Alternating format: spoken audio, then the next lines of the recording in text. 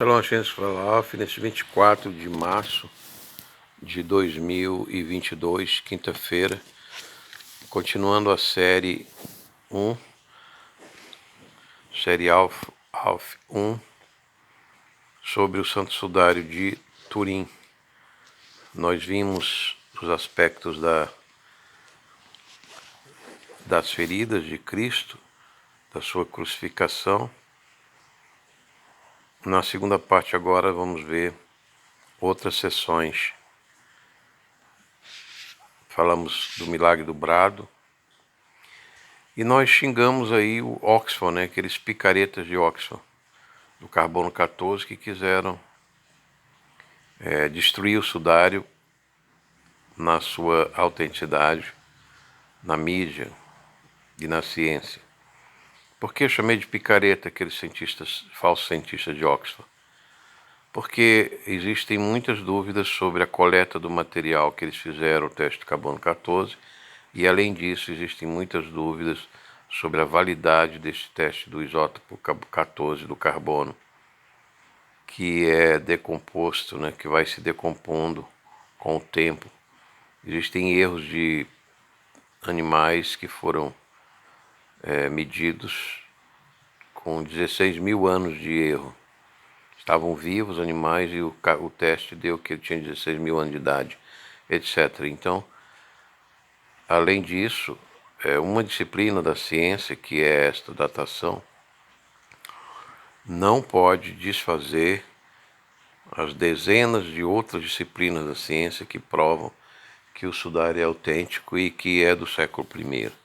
Inclusive, como eu falei, uma pesquisadora do Vaticano escreveu um livro que só tem em italiano, não foi traduzido para o português, em que ela mostra no sudário o registro Jesus Nazareno, com letras do século I, que é o registro do governo romano sobre aquele linho, autenticando que é do século I, que é de Jesus Cristo, nosso Redentor. Está escrito no sudário: o soldado romano passava um ano e ia devolver o corpo para a família. Era um procedimento governamental que seguia o governo de Roma em execuções. Vamos agora dar continuidade ao nosso estudo, analisando a lançada de Longinos, que está em João 19. Um dos soldados abriu o lado com uma lança e imediatamente saiu sangue e água. Nos revela João, capítulo 19. Essa ferida foi necessária com essa lança porque Jesus precisava ser confirmado que ele estava morto para que não quebrassem as pernas, como queriam os judeus, e o corpo fosse jogado em vala comum. Então Deus, na sua sabedoria, conduziu e controlou o corpo de Cristo para que produzisse essa relíquia maravilhosa do sudário. E o soldado, então, ele lancetou o coração de Cristo, saiu água e sangue, João nos informa.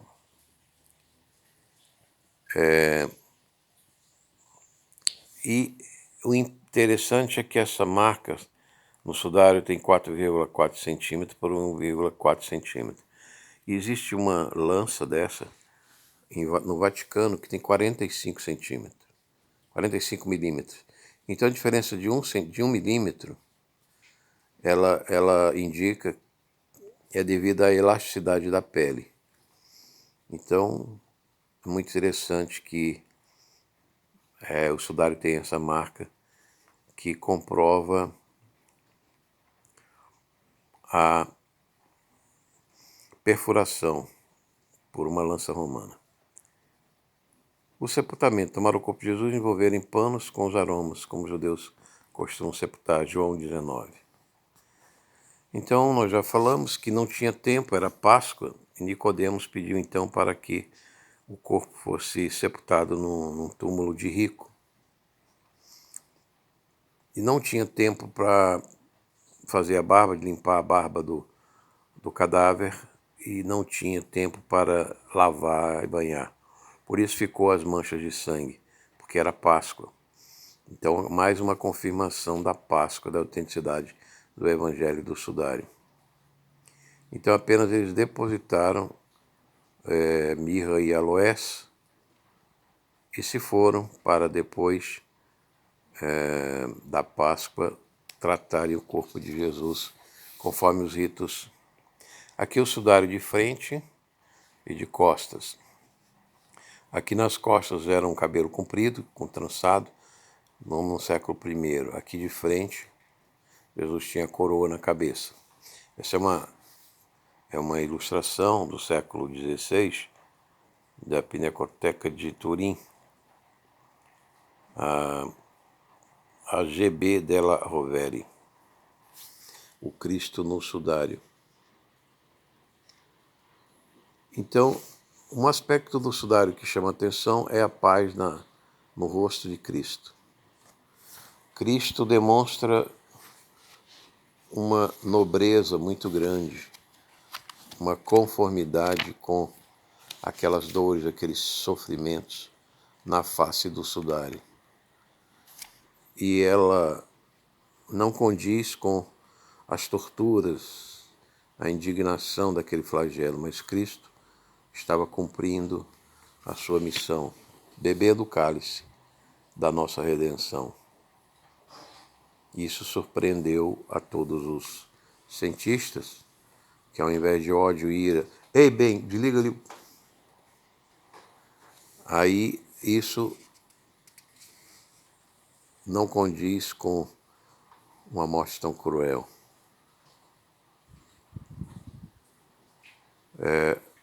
Então, nós já falamos que Jesus foi poupado na sepultura com os ricos, como também era uma profecia. Então, Nicodemos era um senador, ele era rico, ele comprou o linho e tratou de sepultar Jesus como rico. Nós já falamos que não tiveram tempo de barbear e limpar o corpo.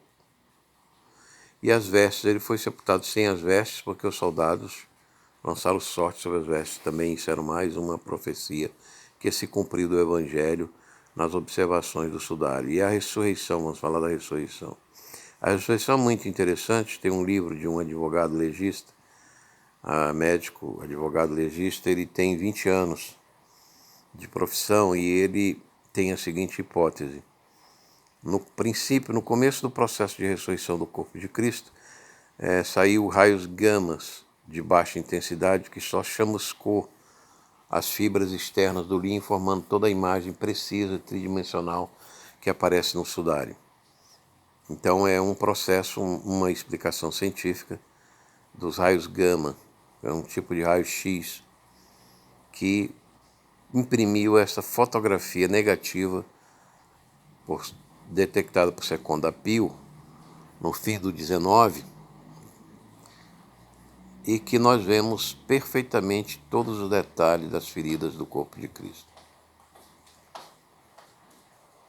Então, quando a ressurreição as mulheres vieram, em Lucas 24, o corpo não estava mais lá no sepulcro e elas não puderam colocar os aromas de embalsamento,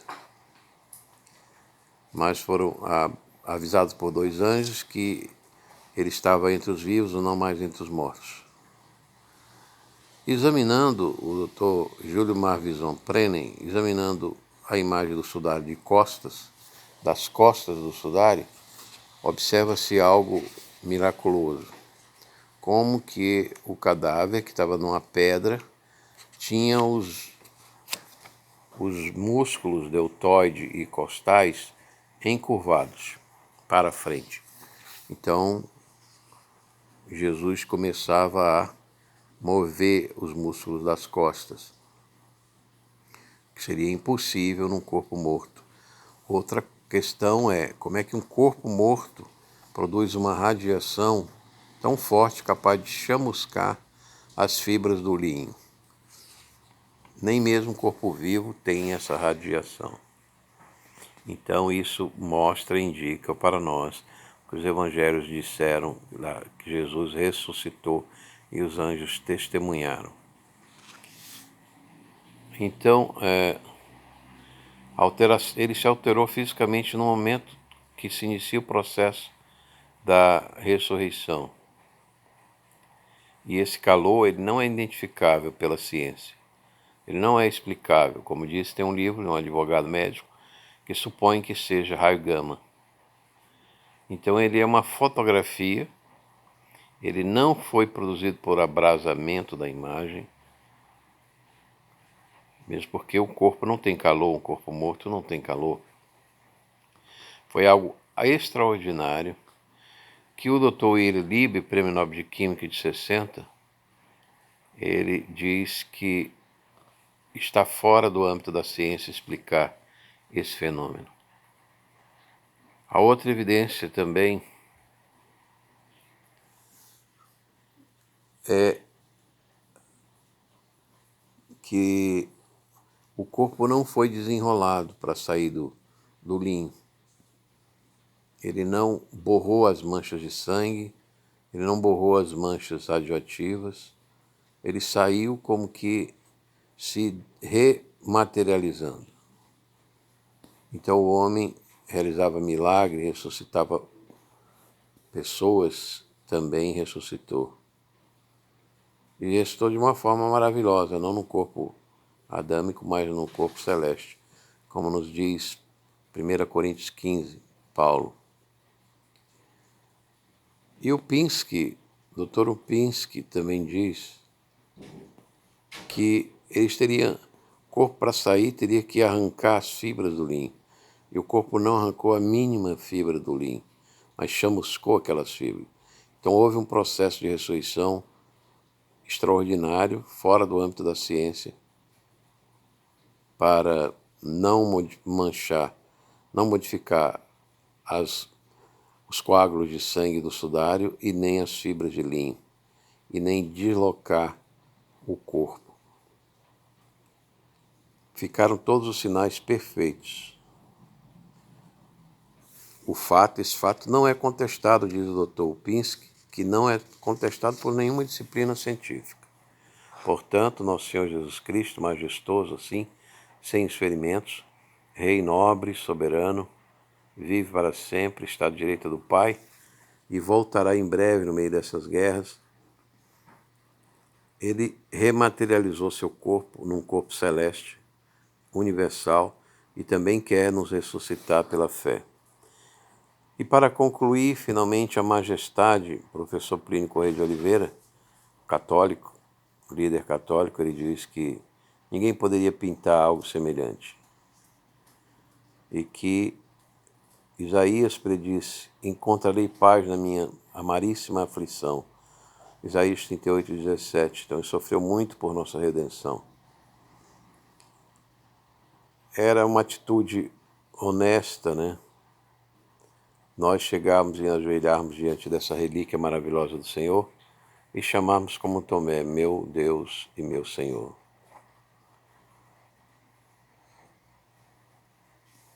E ele perdoou mesmo até os algozes. Portanto, quando nós tivermos alguma dúvida sobre o perdão de Cristo, lembremos isso, que ele perdoou os algozes de toda essa tortura, de todo esse sofrimento. Também ele perdoará nossos pecados. Então, se você quer aceitar esse Jesus que está vindo, nesse final dos tempos, como seu Rei, Salvador, Redentor, faça a oração: me arrependo dos meus pecados, aceito Jesus, a sua palavra e a sua ressurreição, a sua ascensão como meu Deus, o único Senhor. Abençoe-vos, Deus Pai, você também, meu irmão que me ouve, Filho e Espírito Santo, agora e sempre, em nome do Senhor Jesus. Amém.